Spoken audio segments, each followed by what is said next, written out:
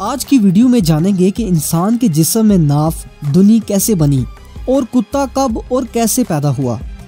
तो चलिए इसको तफसील से जानते हैं। किताबों के मुताबिक इबलीस यानी शैतान एक जिन था। अल्लाह ताला ने इसको अजीम इबादतों की वजह से इसे फरिश्तों में बेशुमार कर दिया था। बाद अज़ां इसकी रियाजतों का सिलसिला शुरू रहा, क्योंकि ये वो दौर था जब इबलीस जन्नत में था और जन्नत की ज़मीन का कोई हिस्सा या टुकड़ा ऐसा ना था जिस पर इबलीस ने सजदा ना किया हो। वो इन सजदों, इबादतों और रियाजतों का नतीजा था कि अल्लाह ताला ने इबलीस को फरिश्तों का सरदार बना दिया था।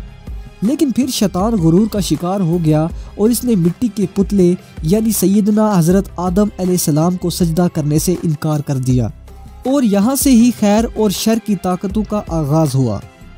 कदीम सहाइफ और किताबों के मुताबिक इबलीस को जब हुक्म दिया गया कि सैयदना आदम अलैहिस्सलाम को सजदा करो तो इसने हकारत से हज़रत आदम अलैहिस्सलाम पर थूक दिया था और शैतान का थूक हज़रत आदम अलैहिस्सलाम के पेट पर जा गिरा था।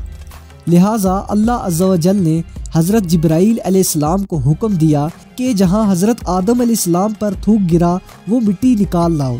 अल्लाह के हुक्म के मुताबिक जब मिट्टी निकाल लाए तो वहाँ एक छोटा सा सुराख बन गया। ये सुराख आज भी नाफ की शक्ल में हमारे पेट पर मौजूद है, जिसको पंजाबी में दुनी कहते हैं। फिर अल्लाह ताला ने इस नाफ की मिट्टी से कुत्ता बना दिया था। इसीलिए आप देखते हैं कि कुत्ते में 3 खसलतें होती हैं। पहली ये कि कुत्ता इंसान से मोहब्बत करता है क्योंकि ये इंसान की मिट्टी से बना था। ये रात को जागता है इसलिए कि इसे हज़रत जिब्राईल अलैहिस्सलाम के हाथ लगे थे। ये इंसान पर भौंकता है क्योंकि शैतान का भूत कुत्ते में शामिल है और कुत्ता ही वो वाहिद मखलूक है जो कि रात के अंधेरे में शैतान के काफिले देखता है तो वो खौफनाक आवाज़ें निकालता है।